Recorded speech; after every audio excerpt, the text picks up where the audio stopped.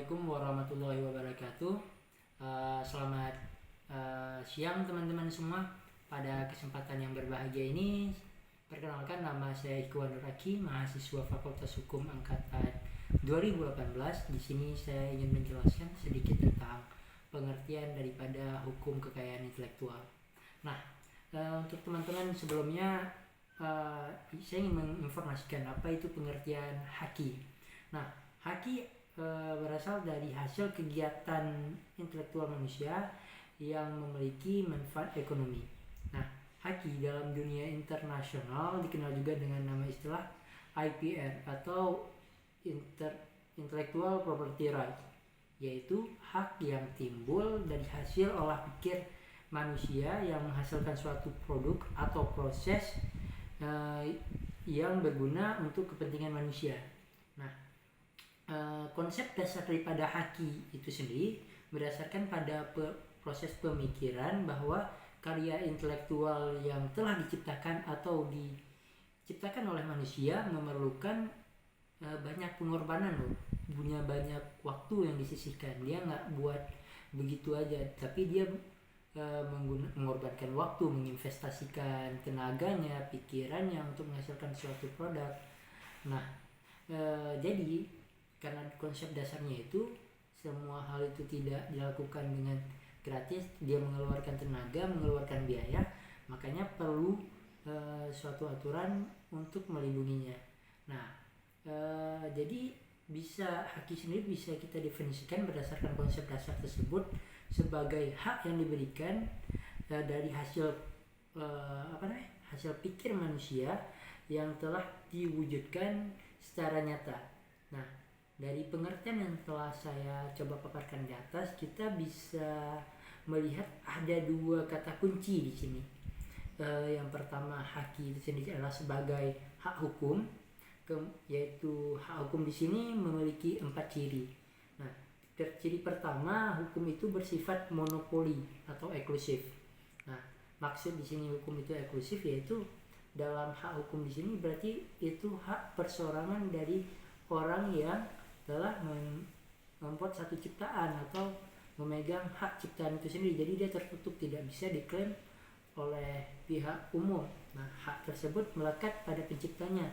Kemudian ciri yang kedua, hak hukum ini memiliki jangka waktu. Dan ciri hukum yang ketiga, berlaku secara teritorial. Dan yang keempat, hak hukum itu bisa berupa hak kebendaan atau aset tak berwujud. Jadi di sini bukan hanya ciptaan itu mesti berwujud seperti pulpen ini, pencipta pulpen nggak mesti cuma pulpen, tapi dia bisa juga sifatnya itu tidak berwujud. Dalam artian di sini tidak berwujud,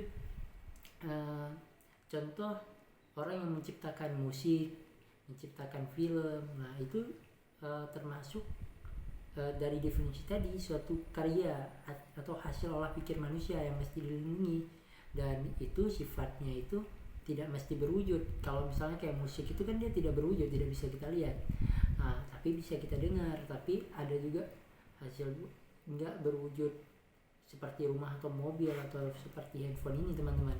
Nah, itu untuk melihat kata kunci pertama. Nah, kata kunci yang kedua, hak kekayaan intelektual itu hanya diberikan kepada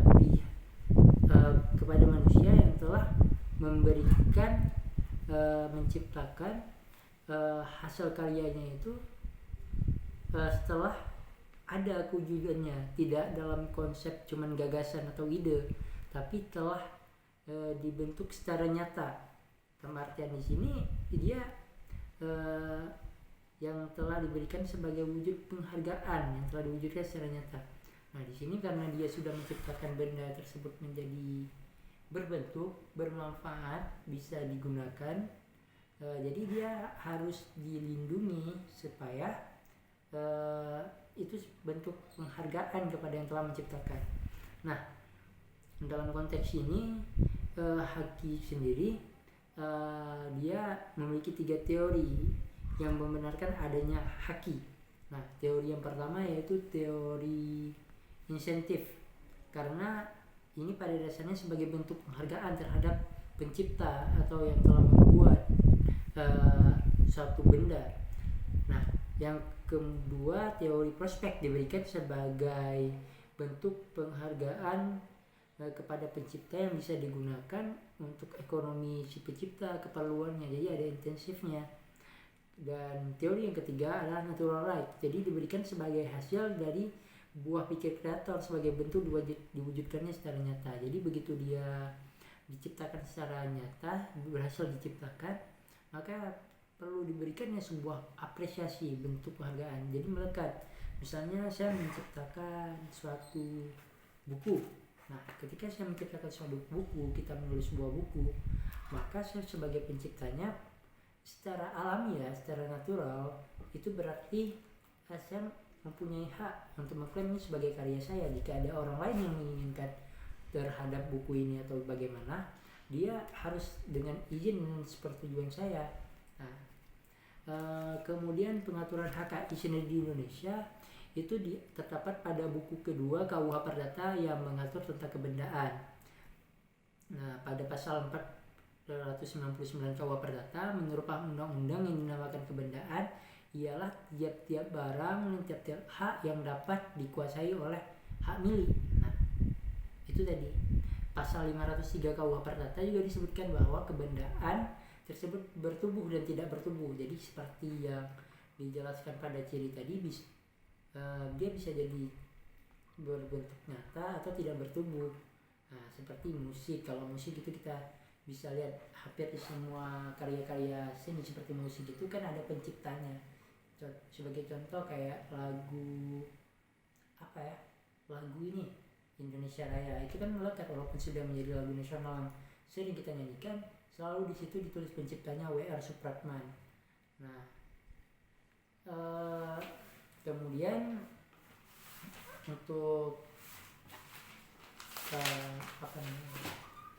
tujuan haki. Nah, tujuan haki ini sendiri yang pertama adalah dalam rangka untuk mempromosikan hasil inovasi dari seseorang. Jadi tujuannya itu supaya orang yang telah menciptakan suatu karya, dia mau mempublish, membagi, sehingga bermanfaatnya itu enggak cuman ke dia secara individual, tapi bermanfaat kepada lingkungan secara komunal. Nah, yang kedua adalah dalam rangka memberikan keuntungan timbal balik antara produsen dan konsumen. Nah, itu kembali lagi seperti poin yang pertama, begitu dia keuntungannya itu untuk penciptanya ada, tapi buat yang memakainya juga, untuk masyarakat juga ada hubungan timbal balik.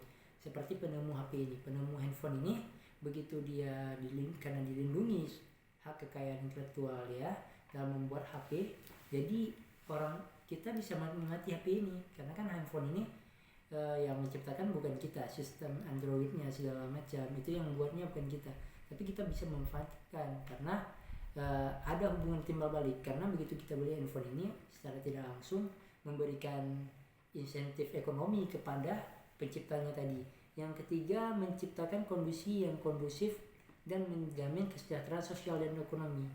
Nah, sehingga hasil ciptaan tadi tidak diklaim oleh semua orang, diklaim oleh pihak lain atau orang lain, sehingga hak daripada penciptanya itu terjamin. Kemudian bagaimana cara memperoleh hak kekayaan intelektual? Yang pertama itu ada namanya sistem deklaratif. Apa sih sistem deklaratif ini? Sistem deklaratif itu suatu hak kekayaan intelektual baru bisa diperoleh jika telah diumumkan pada pertama kali, disebut dengan hak cipta. Biasanya itu salah satu hak ya, bisa dikatakan seperti hak cipta. Jadi begitu orang menciptakan suatu hal, dia deklarkan, oh ini ciptaan aku. Nah, kedua, sistem konstitutif, yaitu dalam mendapatkan haki harus melalui pendaftaran. Itu ada hak patennya, hak atas merek dan lain-lain. Nah, jadi sebagai contoh kayak film Warkop, kalau teman-teman mau lihat kemarin tuh. Jadi Om Indro dan kawan-kawan Warkopnya dulu, begitu mereka meluncurkan sebuah film, mereka patenkan, mereka daftarkan secara undang-undang, sehingga ada yang melindunginya. Sehingga begitu ada sekarang yang baru viral, muncul grup pelawak baru yang membentuk istilahnya Warkopi. Nah, beliau sempat sempat komen itu mereka harus izin dulu, nggak bisa kalian mencatut atau mengikuti gaya mainnya segala macam, khasnya jadi khas warkop itu dikopir, dilakukan peniruan oleh orang lain, itu tidak boleh karena sudah dipatenkan. Karena untuk memperoleh hak ini pun ada alur hukumnya, tidak sembarangan dia bisa mengklaim itu hak dia bagaimana. Nah, kemudian ada sistem kerahasiaan, manakala dia dirahasiakan. Nah, untuk konteks ini biasanya adalah hak atas rahasia dagang. Sebagai contoh, teman-teman ini bisa lihat kalau dalam konteks ini KFC itu kan berbeda jualan ayam gorengnya, tapi bumbu khasnya itu menjadi rahasia perusahaan yang tidak dipublikasikan kepada yang lain. Nah, itu menjadi konsep rahasia dagang. Nah, kemudian poin selanjutnya bentuk jadi haki tadi sendiri yang telah saya paparkan di atas itu masih dalam bentuk umum ya, jadi pengertian haki dalam bentuk yang luas. Nah, mungkin kalau buat teman-teman bisa lihat juga haki dalam bentuk khusus. Kalau dalam istilah khususnya itu ada 7 teman-teman, itu ada hak cipta, hak paten tadi, hak merek, hak desain industri, rahasia dagang, indikasi geografis itu yang dimiliki secara komunal. Kemudian ada perlindungan terhadap varietas tanaman dalam inovasi terhadap tanaman, itu juga perlu dilindungi kawan-kawan. Nah, perbedaannya antara umum dan khusus bisa diberi, kalau umum itu bisa diberikan semua. Nah, untuk khusus tidak semua jenis bisa diberikan pada semua hal, dia diberikan kepada hal tertentu. Sebagai contoh kayak hak cipta ya, bagian masalah hak cipta aja. Kalau misalnya tentang varietas tanaman, dia berfokus pada hak varietas tanaman. Nah, seperti itu kan terkait untuk haki yang khusus itu mungkin bakalan kita jelaskan dalam kesempatan yang lain. Lebih dan kurang kita mohon maaf. Buat kawan-kawan yang ingin memberikan masukan dan sarannya, boleh komen di kolom komentar. Sekian dari saya Aki, ucapkan undur diri. Wassalamualaikum warahmatullahi wabarakatuh. Selamat siang.